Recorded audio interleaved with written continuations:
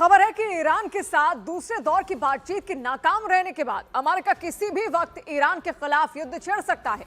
दावा तो यहां तक किया गया कि अमेरिका के रक्षा विभाग पेंटागन के अधिकारियों ने राष्ट्रपति डोनाल्ड ट्रंप के सामने हमले की अलग अलग योजनाएं भी रख दी। यानी ट्रंप के इशारे पर उनकी फौज ईरान की धरती पर पूरी ताकत के साथ टूट पड़ेगी। अमेरिका और ईरान के बीच युद्ध की आशंका उस वक्त बढ़ गई जब परमाणु समझौते पर दूसरे दौर की बैठक भी बिना किसी ठोस नतीजे के समाप्त हुई। दोनों देशों के प्रतिनिधिमंडलों ने स्विट्जरलैंड के जिनेवा में वार्ता की थी, लेकिन वो समझौते तक नहीं पहुंच पाए। खबर है कि इसी बात से भड़के डोनाल्ड ट्रंप ने ईरान पर हमले का मन बना लिया। दावा है कि अमेरिका के रक्षा विभाग पेंटागन ने ट्रंप के सामने सैन्य कार्रवाई की अलग अलग योजनाएं रखी। मतलब उन्हें बताया गया कि ईरान पर हमला करना है तो उसकी शुरुआत कब, कहां से और कैसे करनी चाहिए, क्योंकि ट्रंप पहले ही साफ कर चुके हैं कि वो ईरान के साथ लंबी जंग नहीं चाहते। यानी अमेरिका इस तरह के प्लान बनाने में जुट गया जो जल्द से जल्द ईरान की सेना को घुटनों पर ला सके।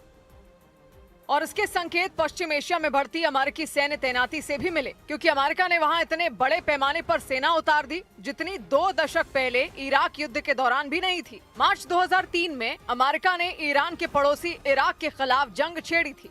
तब फारस की खाड़ी के अलावा भी इराक के आसपास बड़े पैमाने पर अमेरिकी सेना ने डेरा डाल रखा था। उसी तरह का सैन्य जमावड़ा एक बार फिर पश्चिम एशिया में देखने को मिला, क्योंकि ईरान पर परमाणु समझौते का दबाव बनाने के लिए अमेरिका ने उसे हर तरफ से घेरने की कवायद पिछले महीने ही शुरू कर दी थी। और इसी के तहत अमेरिका ने अरब सागर के साथ साथ पश्चिम एशिया में मौजूद अपने सैन्य ठिकानों पर भी एक से बढ़कर एक खतरनाक हथियारों को तैनात कर दिया। खबर है कि दूसरे दौर की बैठक नाकाम होने के बाद ट्रंप ने अपने सबसे विध्वंसक लड़ाकू विमान को ईरान के नजदीक भेजने का फैसला लिया, ताकि ईरान पर धावा बोला जाए तो उन लड़ाकू विमानों की मदद से हमले के शुरुआती कुछ ही घंटों में दुश्मन की कमर तोड़ी जा सके। अमेरिका का परमाणु ताकत वाला एयरक्राफ्ट कैरियर इब्राहिम लिंकन पिछले कई दिनों से ईरान के नजदीक तैनात है। उसने ओमान की खाड़ी से ईरान पर 24 घंटे नजर बना रखी है। दावा है कि वो अकेले ही ईरान के किसी भी इलाके में तबाही मचा सकता है। इब्राहिम लिंकन के अलावा भी अमेरिका के 1 दर्जन युद्धपोत ओमान की खाड़ी यानी ईरान की चौखट पर मौजूद हैं। यही नहीं, खबर है कि अमेरिका के 80 से ज्यादा लड़ाकू विमान वहां हमले का आदेश मिलने का इंतजार कर रहे हैं। मतलब अमेरिका और ईरान जंग से सिर्फ 1 कदम दूर खड़े हैं और किसी भी वक्त उनकी भयंकर टक्कर हो सकती है। अमेरिका ने 2 टूक कह दिया कि ईरान या तो परमाणु समझौते के लिए राजी हो जाए या फिर हमले झेलने के लिए तैयार रहे। हालांकि ईरान भी पीछे हटने को तैयार नहीं दिख रहा और अमेरिका से हमले के खतरे के बीच उसने साफ किया कि वो ट्रंप की धमकियों के आगे झुकने वाला नहीं। जानकारी के मुताबिक जिनेवा में हुई बैठक में अमेरिका ने ईरान के सामने प्रस्ताव रखा कि वो अपने परमाणु कार्यक्रम को पूरी तरह बंद कर दे, क्योंकि कई खुफिया रिपोर्टों में दावा किया गया कि ईरान न्यूक्लियर बम बनाने के बिल्कुल करीब पहुंच चुका है, जबकि अमेरिका और उसका सहयोगी इजरायल इसके विरोध में खड़े हैं। वो नहीं चाहते कि ईरान परमाणु ताकत बने। हालांकि ईरान कई बार कह चुका है कि वो अपने परमाणु कार्यक्रम का इस्तेमाल बम बनाने के लिए नहीं करेगा, बल्कि उसके जरिए बिजली बनाने समेत दूसरे जरूरी काम किए जाएंगे। लेकिन अमेरिका और इजरायल को ईरान के इस दावे पर रत्ती भर भी भरोसा नहीं। और खबर है कि इसीलिए अमेरिका ने ईरान के सामने प्रस्ताव रखा कि वो अपने परमाणु कार्यक्रम पर पूरी तरह रोक लगा दे, लेकिन ईरान ने इनकार कर दिया। वो भी अमेरिका से भिड़ने को तैयार दिखा।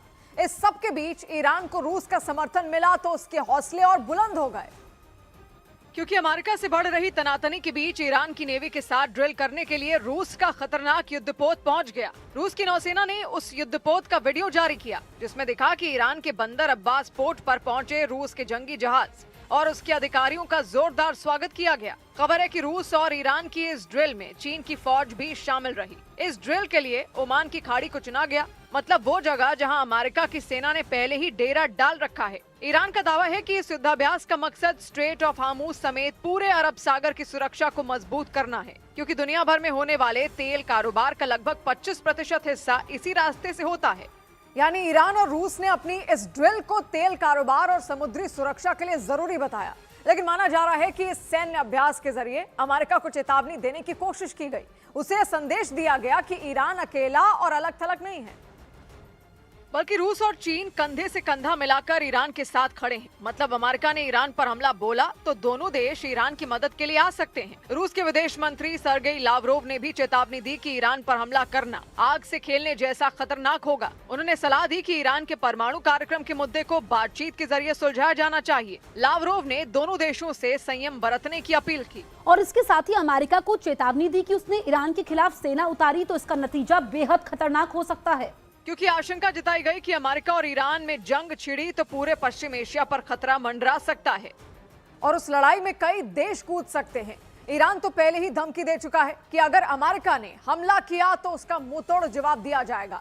वो पश्चिम एशिया के अलग अलग देशों में मौजूद अमेरिका के सैन्य अड्डों को टारगेट करने की चेतावनी दे चुका है। यानी अमेरिका ने ईरान पर हमला बोला तो ईरान सबसे पहले पश्चिम एशिया में मौजूद उसके एयरबेसों को तबाह करना शुरू करेगा। ओमान की खाड़ी में अमेरिकी युद्धपोतों का जमावड़ा तो है ही, उसके अलावा भी पश्चिम एशिया में अमेरिका के करीब 40,000 सैनिक तैनात हैं। उन्होंने इराक, तुर्की, सीरिया, जॉर्डन, सऊदी अरब, कुवैत, बहरीन, कतर, यूएई और ओमान में मौजूद अमेरिका के सैन्य अड्डों से हर हालात पर नजर बना रखी है। लेकिन ईरान का दावा है कि उसकी फौज अमेरिका के किसी भी सैन्य ठिकाने को मिनटों में तबाह करने की ताकत रखती है। ऐसे में साफ है कि अमेरिका ने ईरान में बमबारी शुरू की तो पूरा पश्चिम एशिया तबाही की आग में झुलस सकता है और उसकी कीमत पूरी दुनिया को चुकानी पड़ेगी, क्योंकि दावा है कि अमेरिका और ईरान का टकराव हुआ तो तेल के दाम आसमान पर जा सकते हैं। और ऐसा इसलिए क्योंकि ईरान ने तेल कारोबार के अहम रूट स्ट्रेट ऑफ हार्मूज को बंद करने की चेतावनी दी। मतलब वो स्ट्रेट ऑफ हार्मूज से जहाजों के आने जाने पर रोक लगा देगा। स्ट्रेट ऑफ हार्मूज ईरान के पास मौजूद करीब 33 किलोमीटर चौड़ा समुद्री गलियारा है, जिसके दक्षिण में ओमान और यूएई हैं। ये अंतर्राष्ट्रीय व्यापार का बेहद अहम रूट है। फारस की खाड़ी को खुले समंदर से जोड़ने वाला इकलौता रास्ता भी यही है। दुनिया भर में जो तेल कारोबार होता है उसका 25% हिस्सा इसी रास्ते से गुजरता है, क्योंकि ईरान के अलावा सऊदी अरब, कुवैत, यूएई, कतर और इराक की धरती से निकलने वाले तेल की सप्लाई भी स्ट्रेट ऑफ हार्मूज से होती है। और ईरान ने धमकी दी कि अगर अमेरिका ने हमला किया तो वो स्ट्रेट ऑफ हार्मूज को पूरी तरह बंद कर देगा। दावा है कि ऐसा होने पर तेल की कीमतों में रातों रात आग लग जाएगी। इधर अमेरिका और ईरान के बीच जंग की आहट का असर शेयर बाजार पर भी दिखाई दिया।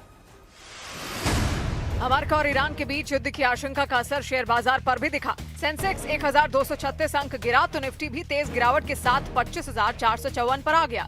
इसकी वजह से निवेशकों के करीब 7.5 लाख करोड़ रुपए डूब गए। सभी सेक्टोरल इंडेक्स लाल निशान पर बंद हुए। सबसे ज्यादा गिरावट रियल्टी, पावर और ऑटो इंडेक्स में रही।